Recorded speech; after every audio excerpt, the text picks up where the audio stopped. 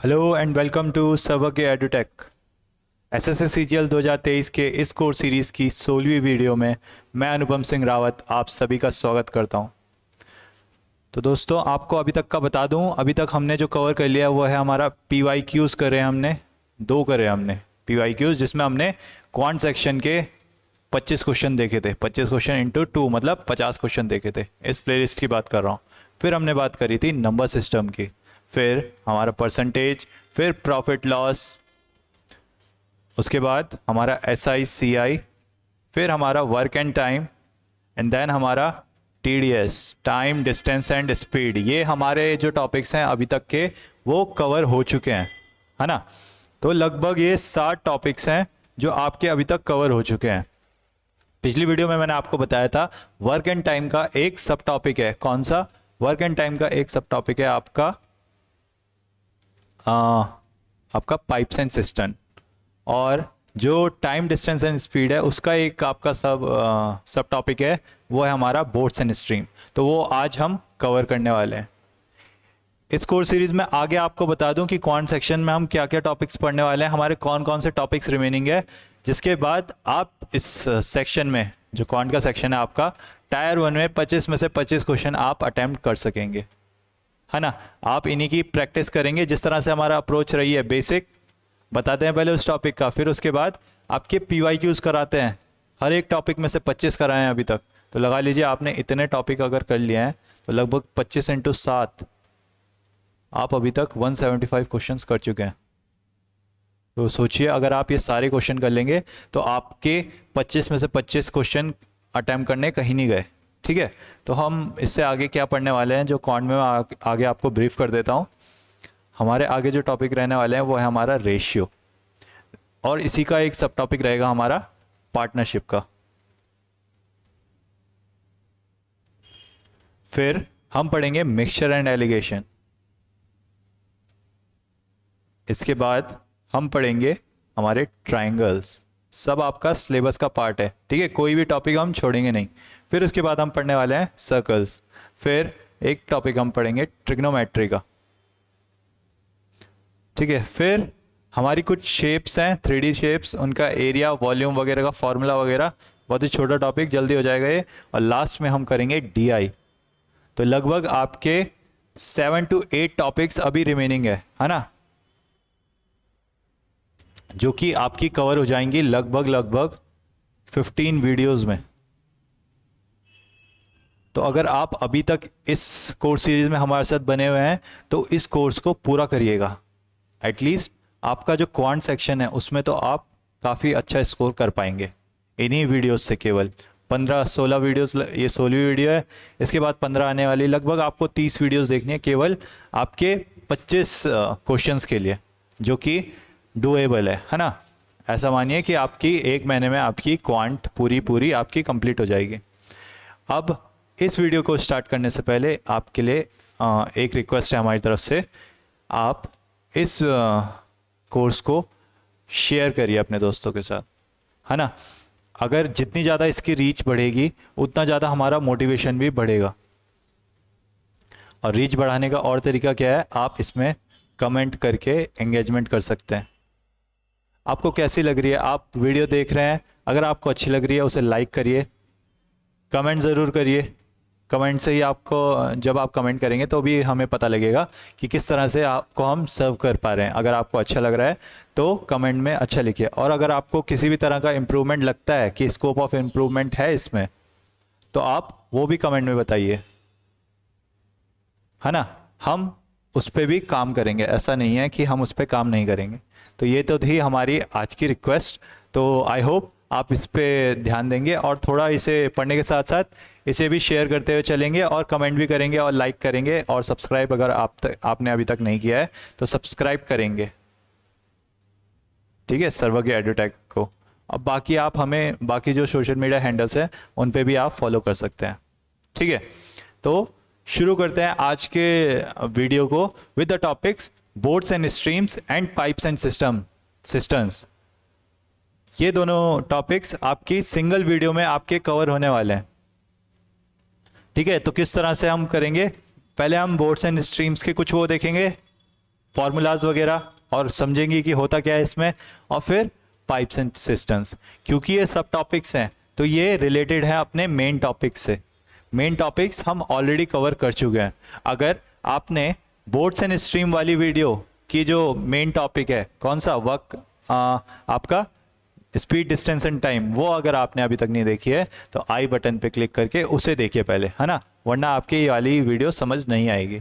Again, अगर हमारा pipes and system जिसका मेन टॉपिक है आपका वर्क एंड टाइम, अगर आपने वो वीडियो अभी तक नहीं देखी है तो उसे भी आई बटन पे क्लिक करके उसे भी जल्दी जल्दी देखिए, है ना, फिर जाके ये वाली वीडियो पे आप कंटिन्यू कीजिए।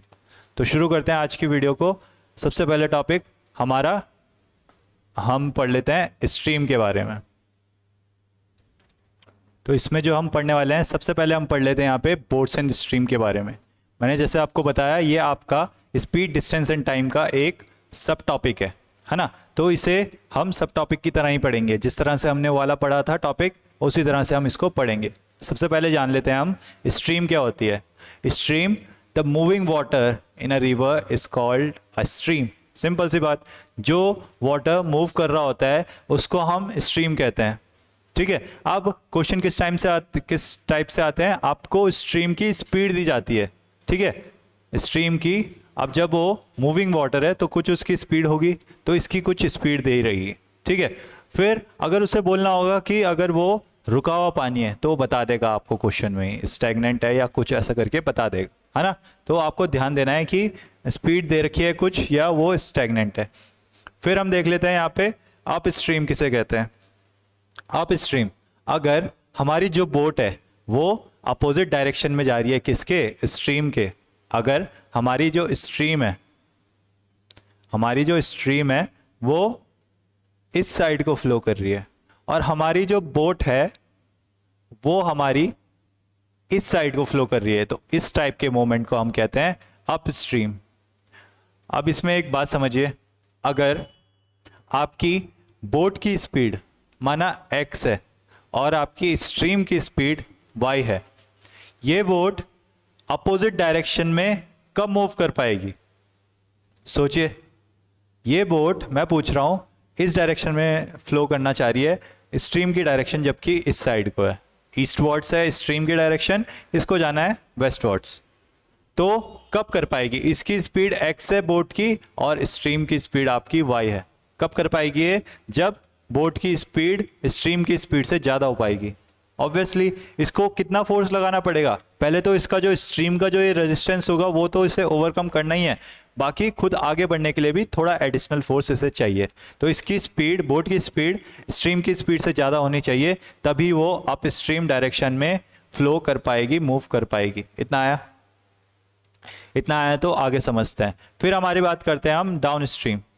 अब डाउन स्ट्रीम में क्या होगा, जिस साइड को हमारी स्ट्रीम फ्लो कर रही होगी उसी साइड को हमारी जो बोट है वो भी फ्लो करेगी। बहुत लोगों के लिए बहुत ज़्यादा बेसिक हो सकता है, बट क्योंकि हम स्क्रैच से पढ़ते हैं हर चीज़, तो समझाते हुए चल रहा हूँ ये भी, है ना। जिसने पढ़ लिया वेल एंड गुड, जिसने नहीं पढ़ा है वो पढ़ ले, और जिसने पढ़ लिया है वो आगे वीडियो में अच्छे क्वेश्चन है उनके लिए वेट करे, है ना। तो डाउन स्ट्रीम मैंने बताया आपको, जिस साइड को स्ट्रीम की डायरेक्शन उसी साइड को बोट की डायरेक्शन। ठीक है, फिर इसमें हम देखते हैं स्टिल वाटर, जो मैं आपको बता रहा था स्टैग्नेंट वाटर। तो स्टिल वाटर क्या होता है आपका, जो वाटर है वो स्टेशनरी कंसीडर किया जाता है, हमारा मूव नहीं कर रहा होता है वो, and the speed of water is zero. Speed of water क्या होता हो जाती है, वो हो जाती है हमारी जीरो हो जाती है स्टिल वाटर के केस में। ठीक है, तो इस तरह से आप समझते हुए चलिए इसे।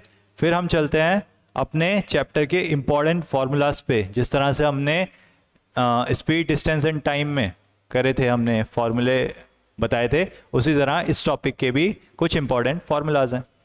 तो जैसे जब अप स्ट्रीम जा रही है, अप स्ट्रीम मैंने आपको बताया स्ट्रीम के अगेंस्ट, जो बोट है स्ट्रीम के अगेंस्ट जा रही है। इस केस में क्योंकि ये अगेंस्ट जा रही है तो ये जो स्ट्रीम है इसे एड नहीं करेगी, है ना। तो ये हमारी स्पीड को माइनस कर देगा। जैसे मैंने आपको बताया था ट्रेन वाले केस में जब ये दोनों आपस अपोजिट डायरेक्शन में जा रहे थे तो ये पास आने की कोशिश कर रहे हैं, मतलब तो इनकी स्पीड जो है ऐड हो जा रही थी, जल्दी कर रहे थे इसलिए ऐड हो जा रही थी। जब ये सेम डायरेक्शन में जा रहे थे, सेम डायरेक्शन में जा रहे थे तो मतलब एक दूसरे से दूर भाग रहे हैं, तो तब के केस में स्पीड जो है हमारी माइनस हो जा रही थी। इसी तरह इसमें जो आपका बोट्स एंड स्ट्रीम है उसमें जो लैंड में है उससे अपोजिट होता है। कैसे अपोजिट होता है? जो लैंड में आपका था जब अपोजिट डायरेक्शन में चल रहा था तो स्पीड ऐड हो जा रही थी, इसमें अपोजिट वाली डायरेक्शन में हमारा माइनस होगा, और जब सेम डायरेक्शन में होगा तो हमारा प्लस होगा। देख ही सकते हैं अपोजिट डायरेक्शन मतलब अप स्ट्रीम, अप स्ट्रीम के केस में स्पीड माइनस होगी। किस में से क्या माइनस होगा? हमारी जो स्पीड ऑफ बोट है वो ज़्यादा होनी चाहिए हमारी स्पीड ऑफ स्ट्रीम में से, तो u माइनस वी, u यहाँ पे स्पीड ऑफ बोट है और v हमारी स्पीड ऑफ स्ट्रीम है। फिर समझिए आप डाउन स्ट्रीम में, डाउन स्ट्रीम में मैंने बताया जब सेम होता है बोट एंड स्ट्रीम के केस में इसमें प्लस होता है, वहीं लैंड के केस में अपोजिट में हमारा माइनस हो रहा था, सॉरी अपोजिट में प्लस हो रहा था और सेम वाले केस में माइनस हो रहा था। ठीक है, ये मैंने आपको बताया था पिछली वाली वीडियो में, है ना, टाइम डिस्टेंस एंड स्पीड वाले में। तो इसमें हमारा सेम डायरेक्शन में ऐड हो जाएगा क्योंकि ये स्ट्रीम इस बोट की हेल्प करेगी आगे बढ़ने में, इसलिए ये इसे ऐड कर रहा है, ऐड कर रहा है मतलब ऐड हो जाएगी। तो speed of boat plus speed of stream in case of down stream. ठीक है, अब फिर कुछ फॉर्मूले देखिए। अगर आपको किसी क्वेश्चन में डाउन स्ट्रीम की स्पीड दे रखी है और अप स्ट्रीम की स्पीड दे रखी है और आपसे उसने पूछा है speed of boat in still water, तो आप directly half of down stream speed और अप स्ट्रीम स्पीड का हाफ कर सकते हैं। ये फॉर्मूला कैसे आया? आप जब अप डाउनवर्ड स्ट्रीम की स्पीड क्या थी हमारी u प्लस वी, ये हमने देखा यहाँ पे, फिर अप स्ट्रीम की हमारी u माइनस वी। अब इन दोनों को ऐड कर देंगे तो v से v कैंसिल हो जाएगा, हमारा आ जाएगा 2u। 2u क्या होगा?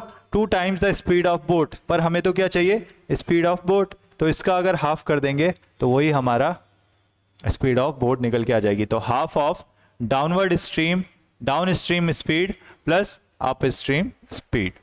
ये फॉर्मूला किस तरह निकला ये भी मैंने आपको बता दिया। अब हम देखते हैं एक और फॉर्मूला। अब की बार हमें निकालना है क्या? Speed of stream. इस बार हमें स्ट्रीम की स्पीड निकालनी है, तो हम क्या करेंगे? डाउनवर्ड में से अप स्ट्रीम माइनस कर देंगे, मतलब u plus v minus u minus v, जो कि होता है u plus v minus u plus v. u से u कैंसिल, 2v आ जाएगा। हमें तो क्या चाहिए था? स्पीड ऑफ स्ट्रीम, तो मतलब v चाहिए, तो इसका हाफ कर देंगे, तो आपका ये फॉर्मूला वहां से निकला। कुछ डायरेक्ट फार्मूला जिनमें अगर आपको डाउनवर्ड स्ट्रीम और अपवर्ड स्ट्रीम की स्पीड दे रखी होगी तो आप डायरेक्ट पुट करके स्पीड ऑफ स्ट्रीम या स्पीड ऑफ बोट जो है निकाल सकते हैं। इतना आया, तो चलते हैं हम आगे। जो इंपॉर्टेंट फार्मूलाज इस सब टॉपिक में रहते हैं बोट्स एंड स्ट्रीम्स में। तो अगर किसी बोट को t आवर्स लगते हैं किसी पॉइंट में रीच करने के लिए और वापस आने के लिए उसी पॉइंट पे, मतलब अगर कोई बोट A पॉइंट से जाके B पॉइंट जाती है और B पॉइंट से A पॉइंट वापस आती है और उसको इस पूरे में टाइम जो लगता है वो T लगता है, तो इन दोनों के बीच का जो डिस्टेंस है वो हम कैसे कैलकुलेट कर सकते हैं? Distance equals to u square minus v square in upon 2u into T. u क्या था? स्पीड ऑफ बोट, v आपकी speed of stream, again u आपका स्पीड ऑफ बोट, t आपका जो टाइम लग रहा है for going forward and for coming back to the same place, वो आपका t है। इस तरह के क्वेश्चन आगे आप देखेंगे और आते हैं आपके इस एग्जाम में। ठीक है, तो ये डायरेक्ट आपका फॉर्मूला है इसको कैलकुलेट करने के लिए। सिंपल तरीके से भी आप कर सकते हैं वैसे, पर अगर आपको डायरेक्ट फार्मूला से थोड़ा टाइम बचाना है तो आप ये फॉर्मूला यूज कर सकते हैं। फिर देखिए एक और फॉर्मूला।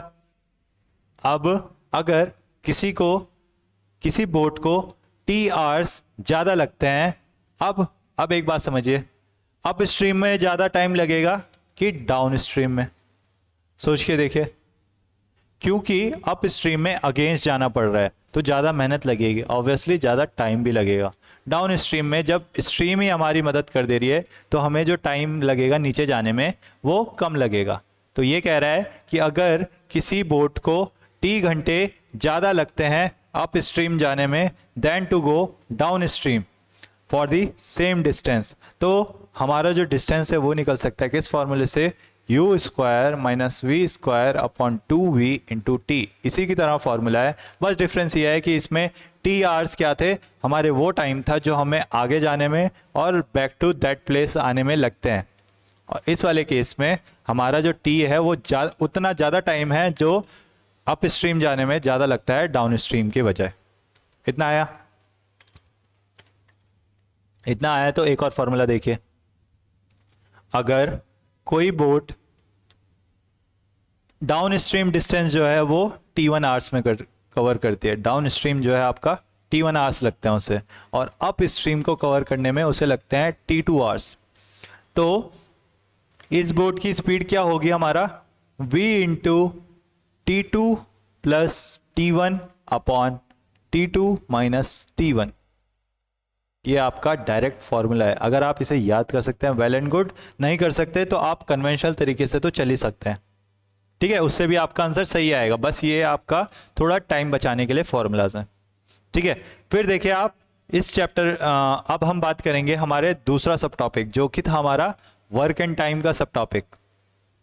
वर्क एंड टाइम में हम क्या देखते थे, कोई सिंगल मैन या ग्रुप ऑफ मैन किसी काम को कितने टाइम में कर सकते हैं, वो हमारा यहाँ पे हम पढ़ते थे वर्क एंड टाइम में।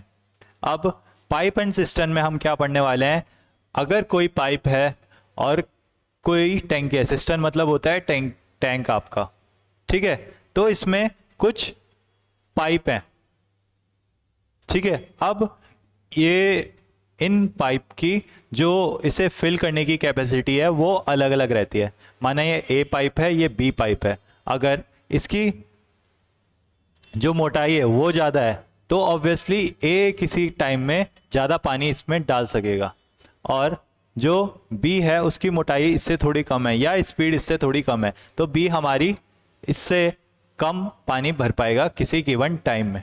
तो यही हमारा इस चैप्टर में हम पढ़ते हैं पाइप्स एंड सिस्टम में कि पाइप्स, अब इसमें एक और पाइप होता है, वो होता है हमारा ड्रेनेज पाइप, कि कोई पाइप जो इसमें से पानी बाहर भी निकालता है, तो वो अगर ये तीनों पाइप साथ में खोल दे तो ये कब खाली होगा या कब ये भरेगा, ऐसे करके ये इस तरह से इसमें क्वेश्चन फ्रेम किए जाते हैं। क्वेश्चन भी आपको दिखाऊंगा आगे, इस पूरी वीडियो में बने रहिए, है ना।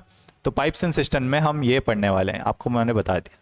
फिर आप देखिए यहाँ पे, जैसे मैंने आपको बताया किस तरह के question, time taken to fill और empty a tank, the amount of work done for the same, कितना वर्क किया जाता है इस टैंक को भरने में, या कुछ इस तरह के आपके क्वेश्चन जो है वो पूछे जाते हैं इस वाले टॉपिक से।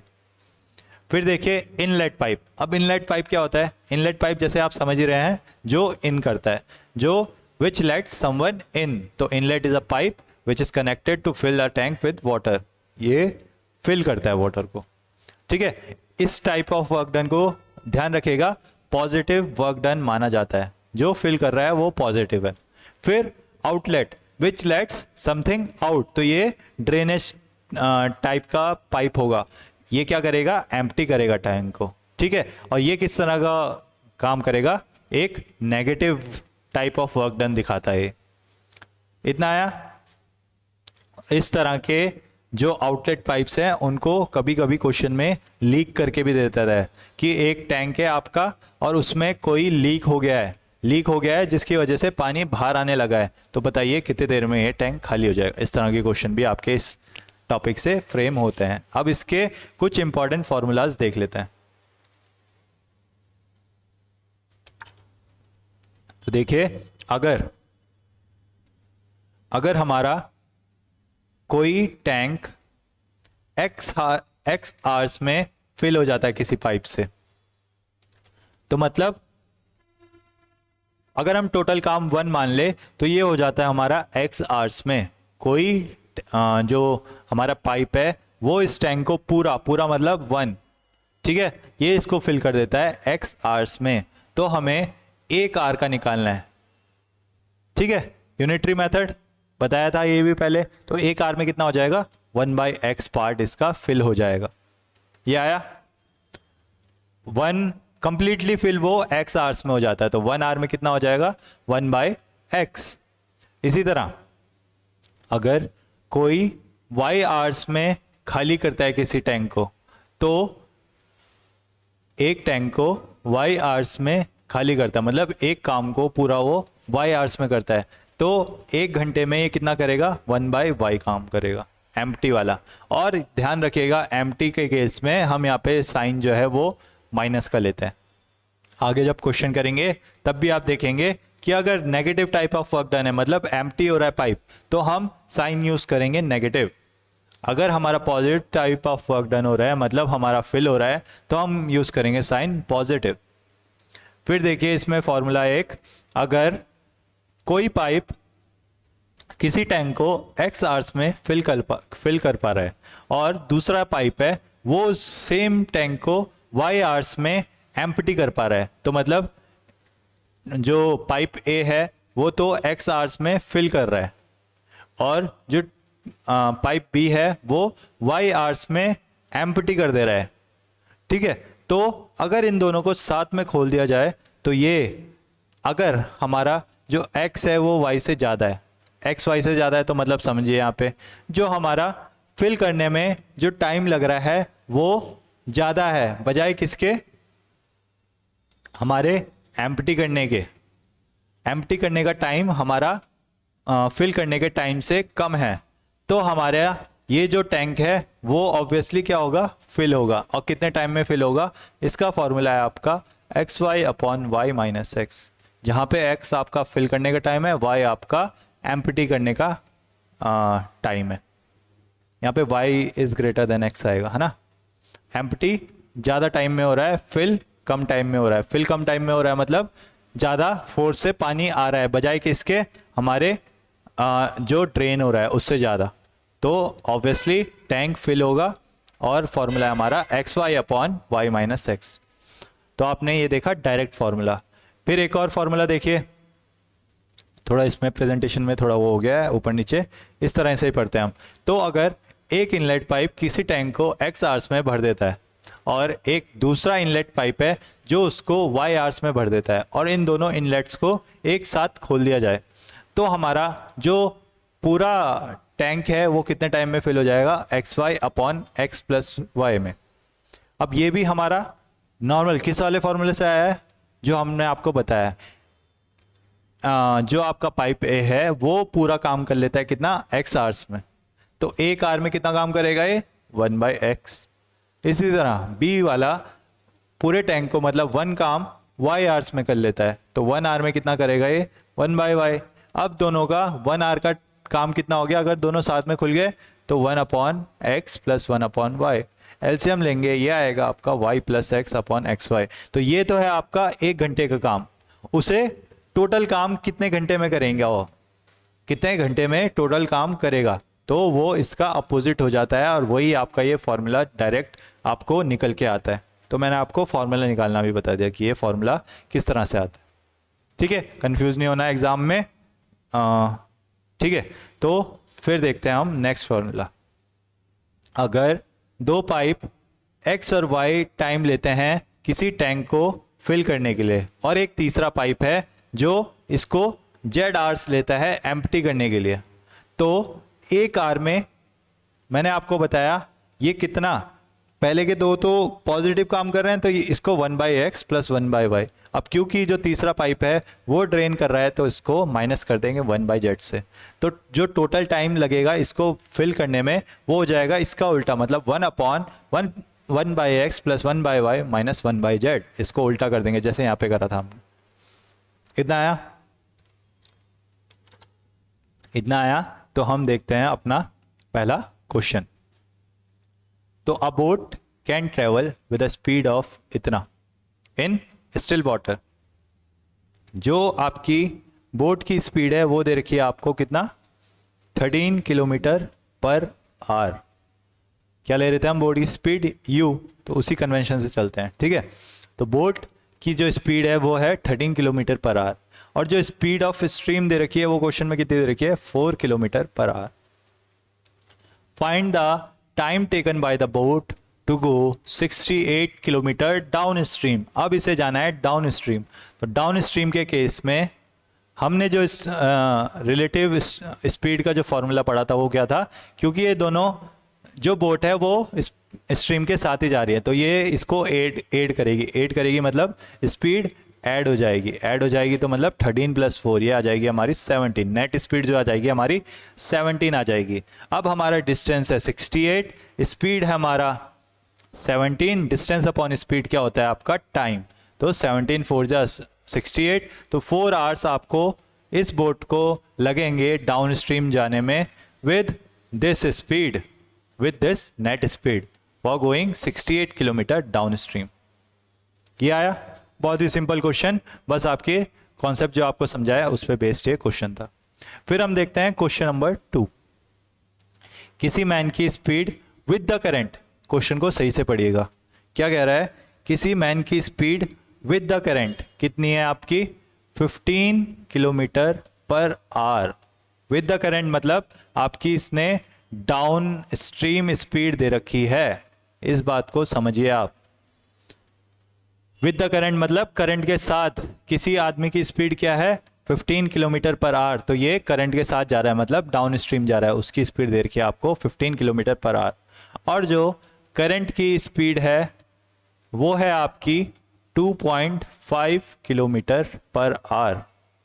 आपको निकालना है man's speed against the current. अब मांग क्या रहा है, वो आपसे पूछ रहा है up stream speed against the current, मतलब कि करंट के अपोजिट जाने के लिए उसकी स्पीड क्या होगी वो हमें बताना है, ठीक है। तो हम कर लेते हैं इसे।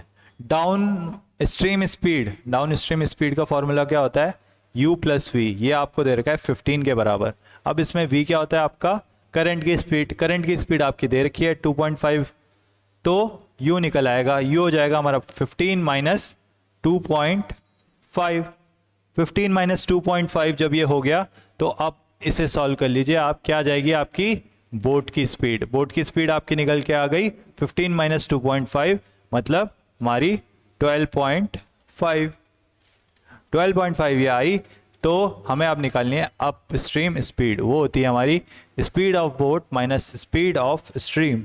स्पीड ऑफ बोट जो है हमारी निकल के आई 12.5, स्पीड ऑफ स्ट्रीम उन्होंने दे रखी थी कितनी, 2.5, इसको माइनस कर लेंगे, हमारा आ जाएगा 10 kilometre per our, option number C. कितना इजी हो गया, आपने कॉन्सेप्ट समझ लिया आपका, चाहे आपको फॉर्मूला याद भी ना आए पर आपको कॉन्सेप्ट याद आ जाएगा तो आप उसी से फॉर्मूला बना सकते हैं। इतना आया। फिर देखते हैं हम क्वेश्चन नंबर 3। अब क्या बोल रहा है, 1 घंटे में कोई बोट 11 किलोमीटर पर आवर जाती है along the stream and 5 kilometre per our against the stream, the speed of the boat in still water is. हमें क्या निकालना है, स्पीड ऑफ द बोट, मतलब हमें निकालना है इस बार u निकालना है हमें, ठीक है। ये क्या कह रहा है कि 1 घंटे में कोई बोट 11 किलोमीटर पर आवर जाता है अलोंग द स्ट्रीम और 5 kilometre per our against the stream, मतलब जो अलोंग द स्ट्रीम मतलब आपकी डाउन स्ट्रीम स्पीड दे रखी है, कितनी दे रखी है आपको 11 किलोमीटर पर आवर, और जो आपकी अप स्ट्रीम स्पीड दे रखी है वो आपकी दे रखी है कितनी 5 किलोमीटर पर आवर, और आपसे वो पूछ रहा है स्पीड ऑफ बोट।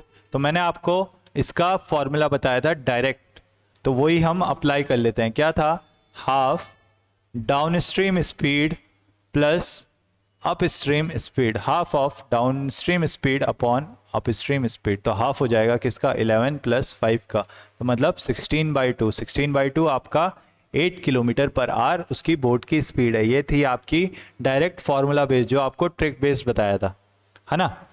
तो आप डायरेक्ट फार्मूला लगा के ये आंसर निकाल सकते थे, अगर सिंपल तरीके से जाएं तब भी ये हो जाएगा। फिर देखिए question number 4, a man can row 14 kilometre per hour in still water. तो क्या दे रखा है आपको, मैन की स्पीड मतलब यू, ये दे रखी है आपको 14 किलोमीटर पर आवर। अगर in the stream following with the speed of 10 kilometre per hour ही takes 4 hours to move with the stream and come back.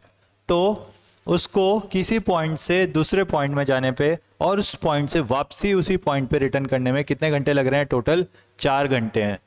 तो और उसकी स्ट्रीम की स्पीड क्या है, v, वो हमें दे रखी है 10 किलोमीटर पर आवर। तो पूछ रहा है इन दोनों के बीच का डिस्टेंस क्या है, कितना डिस्टेंस उसने रो किया, ये हमें बताना है। आप दोबारा से फॉर्मूला याद करिए, क्या फॉर्मूला था आपका, डिस्टेंस इक्वल्स टू, किस वाले केस में, जब आपका किसी पॉइंट से दूसरे पॉइंट पे जा रहा है और कम बैक कर रहा है उसी पॉइंट पे t आवर्स में। ये फॉर्मूला क्या था, u square minus v square upon 2u into T. एक और फॉर्मूला था आपका क्या, अगर किसी को t आवर्स ज़्यादा लग रहे हैं अप स्ट्रीम जाने में then to go downstream, तो तब फॉर्मूला क्या था, u square minus v square upon 2v into T. Difference बस v और u का था नीचे, बाकी rest of the formula same था। तो डायरेक्ट पुट कर लीजिए, u स्क्वायर मतलब 14 का स्क्वायर माइनस v स्क्वायर मतलब 10 का square, 2 into you 2 into 14, t कितना है, कितना टाइम लग रहा है उससे, टोटल 4। तो इसे काट दीजिए, 2 7 जा, तो ये आपका आ गया ये बन गया ऊपर आपका a square minus b square. तो a minus b 14 minus 10 4 into 14 plus 10 ये होता है आपका 24 अपॉन 7, 24 4 जा 96 अपॉन 7। इसको सॉल्व करेंगे तो ये आपका आएगा 1 जा, फिर 26 3 जा, फिर 57, तो 13.7। तो मतलब आपका ऑप्शन नंबर ए। फिर देखिए कितना इजी आपके लिए बना दिया एक फॉर्मूले ने, है ना। आप सिंपल तरीके से भी करना चाहें इसे तो वैसे भी हो जाएगा ये, पर अगर आपसे फॉर्मूला याद होता है, वैसे फॉर्मूला इजी है और इजी फॉर्मूला आप याद कर सकते हैं, आपका टाइम बचेगा खुद का, आप बाकी सेक्शंस में इसको टाइम को इन्वेस्ट कर पाएंगे, है ना। फिर देखते हैं हम क्वेश्चन नंबर 5। इस बार 3 पाइप्स हैं, 3 pipes A, B and C। ये किसी टैंक को 6 आवर्स में फिल कर पा रहे हैं। अब क्या हो रहा है, ये जो 3 पाइप्स हैं ये साथ में काम कर रहे हैं 2 घंटे के लिए। फिर उसके बाद C को क्लोज कर दिया जा रहा है और A और B जो रिमेनिंग पार्ट है उसको अकेले फिल कर रहे हैं, मतलब दोनों साथ में फिल कर रहे हैं। कितने, 7 घंटे में वो फिल हो जा रहा है।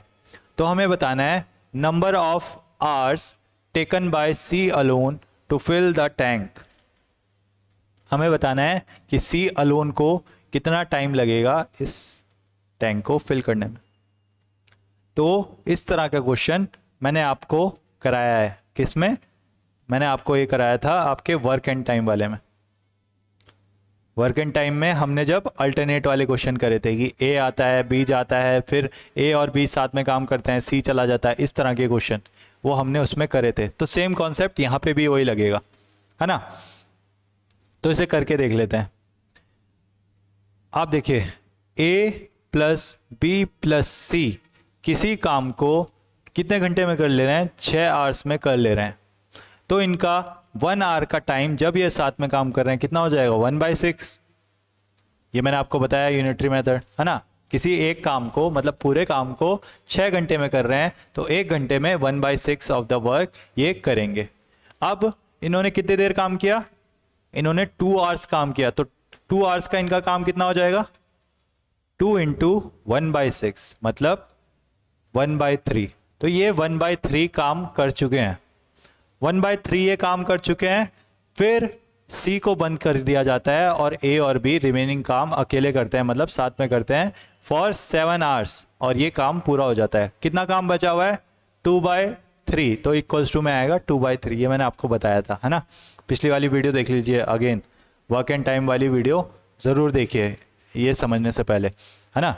उसमें आपके ये सारे कॉन्सेप्ट्स मैंने बताए हैं।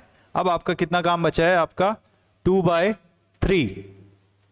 तो हमारा ए और बी किसी काम को कितना माना एक्स टाइम में कर ले रहे हैं, एक्स आवर्स में, ठीक है।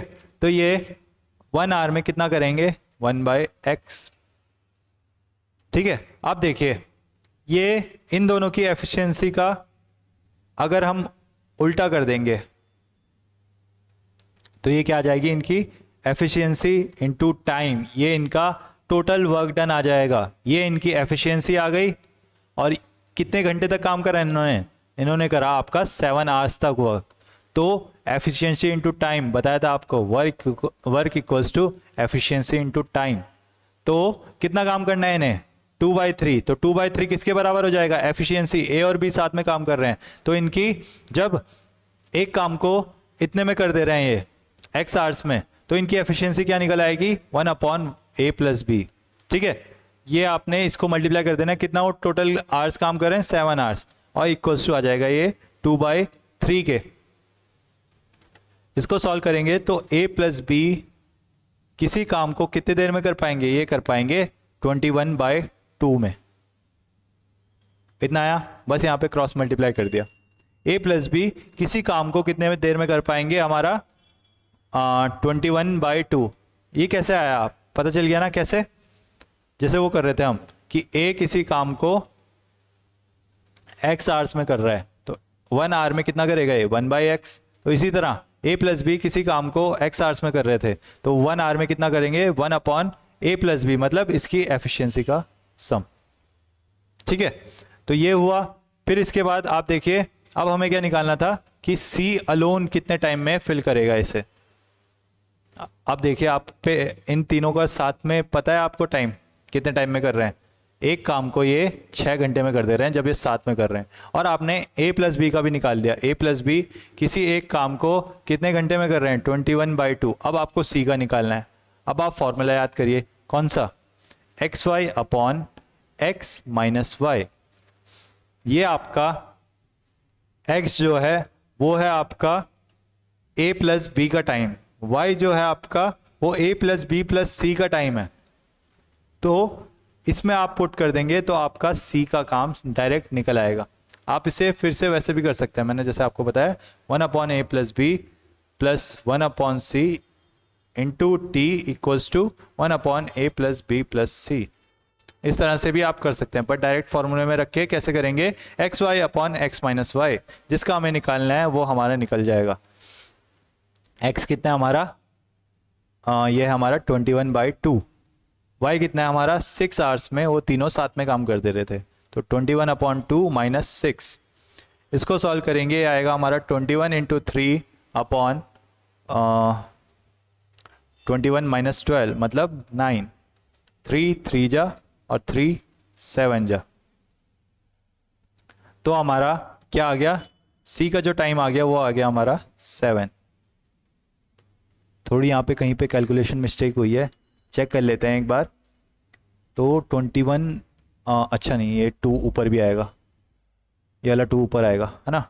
तो 7 × 2 मतलब 14 आवर्स में C अकेला उस टैंक को फिल कर पाएगा। समझ आया ये क्वेश्चन, बहुत ही प्यारा क्वेश्चन। किस तरह से आपने अप्रोच किया इसे देख लीजिए एक और बार। a+b+c किसी टैंक को फिल कर पा रहे थे 6 घंटे में, मतलब एक काम वो कर पा रहे थे 6 घंटे में। अब इन्होंने करा, अगर इनका हम 1 आवर का काम निकालें तो ये आ जाएगा 1/6। अब इन्होंने साथ में कितनी देर काम करा, 2 आवर्स। फिर उसके बाद C को क्लोज कर दिया, तो हमने निकाला यहाँ पे 2 आवर्स का इनका काम। 2 आवर्स का इनका काम कितना निकल के आया, 1/3।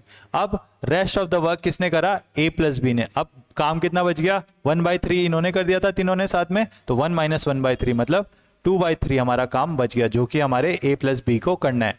अब a+b ने कितने घंटे काम किया, 7 घंटे। तो वो efficiency into time, efficiency a और b की 1/a+b और इंटू 7 जो इन्होंने काम करा, तो efficiency into time, efficiency into time equals to work, कितना वर्क बचा होता है 2/3। इसको सॉल्व करेंगे, a प्लस बी को एक काम करने में कितना टाइम लगेगा 21/2। अब हमें किसका निकालना था, c का टाइम निकालना था। तो मैंने आपको बताया c का टाइम निकालने के लिए आप डायरेक्ट फॉर्मूले में रख सकते हैं, क्या है xy upon x minus y. इसमें रखिए आपने वैल्यूज, आपका c का टाइम निकल के आ गया 14 आवर्स। बहुत ही प्यारा क्वेश्चन, अगेन इसे समझिए। और समझ नहीं आता है, अगर आपको डाउट आता है यहाँ पे क्या हुआ, तो आप हमें कमेंट्स में पूछ सकते हैं। कमेंट में जितना ज़्यादा आप रिस्पांस शो करेंगे उतना ज़्यादा हमें मोटिवेशन मिलेगा कि हाँ आप पढ़ रहे हैं और आपको समझ में आ रहा है और आपके जो डाउट्स हैं वो क्लियर हो रहे हैं। और अगर डाउट्स मन में लेते हुए चले तो आपका ये पेपर क्लियर नहीं हो पाएगा। तो यहीं के यहीं इस डाउट को क्लियर कर लीजिए और जो डाउट आप कमेंट करेंगे उसका जल्दी से जल्दी आंसर दे दिया जाएगा। फिर हम देख लेते हैं क्वेश्चन नंबर 6। कह रहा है अगर कोई पाइप ए किसी टैंक को 20 मिनट्स में फिल कर सकता है, then 5 pipes each of efficiency 20% of A can fill the tank in कितना। क्या कह रहा है देखिए यहाँ पे, ए किसी टैंक को पूरा 20 मिनट्स में फिल कर देता है, ठीक है। तो आपके 5 पाइप्स जिनकी एफिशिएंसी ए की एफिशिएंसी का 20% है, मतलब a/5 है इनकी एफिशिएंसी, हर एक पाइप की। एक पाइप की एफिशिएंसी आपकी ए की एफिशिएंसी के 20% है, तो मतलब हर किसी की एफिशिएंसी यहाँ पे a/5 है। और टोटल कितने पाइप हैं आपके पास, 5 पाइप हैं। तो आपको बताना है ये 5 पाइप कितने देर में इस टैंक को फिल करेंगे। तो यहां से आप एफिशिएंसी देख लीजिए। एफिशिएंसी क्या होती है, आपका वर्क अपॉन टाइम। तो यहां से एफिशिएंसी कितनी निकल आई आपकी ए की अकेले की, ये आ गई आपकी 1/20। वर्क कितना था 1 था, टाइम कितना था 20, तो 1/20 आपकी इसकी एफिशिएंसी आ गई ए की। अब जो बाकी के पाइप्स है उसमें एफिशिएंसी क्या है a/5। a/5 मतलब 1/5 इंटू 1/20, तो मतलब आपके 1/100 इसकी एफिशिएंसी है बाकी के पाइप्स की। अब जब इनकी एफिशिएंसी 1/100 है, ठीक है, तो अब ये एक पाइप की एफिशिएंसी है 1/100। तो जब 5 पाइप साथ में खोल दिए जाएंगे तो कितना ये टैंक भर पाएंगे, ये भर पाएंगे 1/20 इन 1 मिनट। आए समझ में, 1/100 आपकी एक पाइप की एफिशिएंसी थी। अब 5 पाइप आपके साथ में खोले गए हैं, तो 5 पाइप कितना भर पाएंगे एक मिनट में, 5 इंटू 1/100। तो एक मिनट में 1/20, तो आपका पूरा टैंक वो भर पाएंगे आपका 20 मिनट्स में। तो आपका आंसर आ जाएगा ऑप्शन नंबर सी। समझ आए, क्या बोला था, ए किसी टैंक को 20 मिनट में भर पा रहा है, मतलब ए एक काम को 20 मिनट में कर पा रहा है। तो इसकी एफिशिएंसी कितनी निकल के आ गई आपकी 1/20।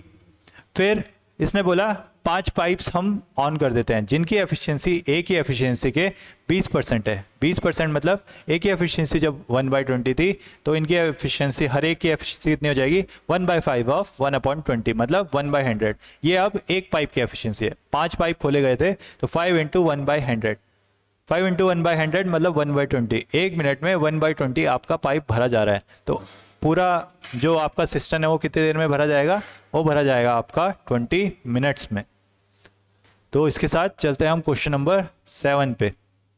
कह रहा है 2 pipes can fill a cistern separately in 24 minutes and 40 minutes respectively. 2 pipes हैं, उनमें से एक 24 मिनट में इसको पूरा भर पा रहा है, दूसरा जो पाइप है वो इसको 40 मिनट में भर पा रहा है, और एक वेस्ट पाइप है जो कि पर मिनट आपका 30 लीटर पानी को ड्रेन कर दे रहा है। समझिए, अच्छा क्वेश्चन है।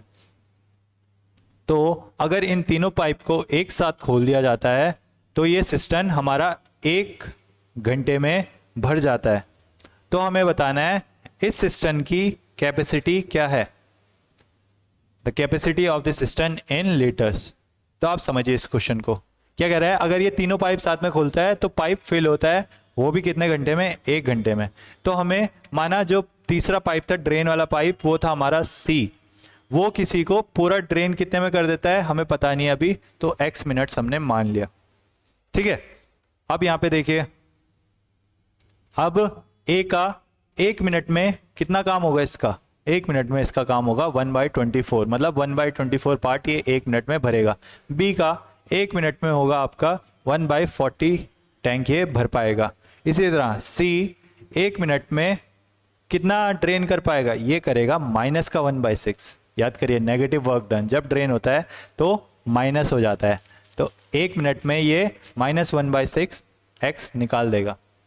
ठीक है, अब जब ये तीनों पाइप साथ में खोले जा रहे हैं तो ये उस पाइप को पूरा भर दे रहे हैं कितना, 1 आवर में। अब ये सब सारे मिनट्स में हैं, तो आप इसको भी मिनट्स में कर लीजिए। 1 आवर में मतलब एक को ये मतलब टैंक को पूरा भर दे रहे हैं कितना, 60 मिनट्स में। तो 1 मिनट में ये तीनों जब साथ में खुले हैं तो कितना काम कर रहे हैं, 1/60। अब साथ में खोल दीजिए, साथ में खोला तो a का 1 मिनट में कितना काम होता है, 1/24, फिर b का 1/40, फिर c का माइनस का 1/x। ये किसके बराबर है, 1 मिनट में जब ये तीनों खुल रहे हैं तो कितना काम कर रहे हैं, 1/60। इसे सॉल्व कर लीजिए, आपका इसका एलसीएम आ जाएगा 120, ये हो जाएगा 5 + 3 प्लस सॉरी -120, अच्छा यहाँ पे x भी आएगा, तो ये 5x 3x और ये -120 इक्वल्स टू 1/60। ये कट जाएगा आपका 2 टाइम्स, तो 8x - 120 बराबर आ जाएगा आपके 2x के, तो 6x बराबर 120, तो x बराबर आपका आ गया 20। ये x आपने क्या लिया था कि c किसी पाइप जो टैंक है उसको कितने मिनट्स में ड्रेन कर रहा है, तो मतलब इसको ड्रेन कर पा रहा है ये 20 मिनट्स में। अब उसने क्वेश्चन में क्या दे रखा था, पर मिनट वो कितना ड्रेन कर पा रहा है, 30 लीटर, और ये पूरे पाइप को कितने मिनट में ले रहा है ड्रेन करने के लिए, 20 मिनट। 1 मिनट में जब 30 लीटर निकाल रहा है तो 20 मिनट में कितना निकालेगा, 30 × 20 मतलब 600 लीटर, और यही इस पाइप जो टैंक है उसकी आपकी कैपेसिटी है। समझे, ये लास्ट में क्या बोला, सी का हमारा निकल गया कि ये इसे 20 मिनट में पूरा का पूरा एम्प्टी कर सकता है। तो यही हमने जब पर मिनट में वो 30 लीटर निकाल पा रहा था, तो 20 मिनट में कितना निकाल पाएगा, 30 × 20 मतलब 600 लीटर वो पानी 20 मिनट में खाली कर देगा, और यही 600 लीटर इस टैंक की आपकी कैपेसिटी है। आए समझ में, क्वेश्चन अच्छा लगा है तो लाइक करिए इस वीडियो को, ठीक है, कमेंट करिए। और इसी के साथ ये वीडियो एंड होती है, और आपका साथ में ये जो सब टॉपिक्स थे, pipes and systems and boats and stream, इसी वीडियो में आपका, आप अगर इसे पढ़ लेते हैं तो आपके लिए मोर देन इनफ है आपके इस एग्ज़ाम के लिए। इस एग्ज़ाम के लिए क्या, आपका एसएससी का कोई भी एग्ज़ाम आप उठा के देख लीजिए, इसके बाहर से आपके कोई क्वेश्चन नहीं आएंगे, है ना। अगर आपको कोई ऐसा क्वेश्चन मिलता है इंटरेस्टिंग सा, तो आप उसको शेयर कर सकते हैं हमारे साथ हमारे टेलीग्राम हैंडल पे, तो हम उसको आपको सॉल्व करना बताएंगे कि किस तरह से इसे सॉल्व किया जाए, क्या अप्रोच आपकी रहनी चाहिए। इसी के साथ इस वीडियो को एंड करते हुए एक बार और फिर से रिक्वेस्ट करता हूं, आप इसको शेयर करिए, इस कोर्स को जितना हो सके अपने दोस्तों के साथ, अपने रिलेटिव्स के साथ। ये हमारे लिए एक मोटिवेशन का काम करता है। अगर हमारी जो रीच है वो अच्छी पहुंचती है तो हमें और ज़्यादा वर्क करने का मोटिवेशन मिलता है। आपने अभी तक अपना सपोर्ट बनाए रखा है, आगे भी अपना सपोर्ट बनाए रखिए और फॉलो करते रहिए इस कोर्स को, और अपना सपोर्ट शो करते रहिए। किस तरह से, इसी तरह से लाइक, शेयर और कमेंट करिए। कमेंट से आपका इंगेजमेंट दिखेगा कि आप कितना पढ़ रहे हैं। आपका एग्ज़ाम बहुत पास है, अगस्त में आपका एग्ज़ाम हो जाएगा इसका टायर में, है ना। तो पढ़ाई आपने अगर अभी तक शुरू नहीं किया है तो शुरू करिए।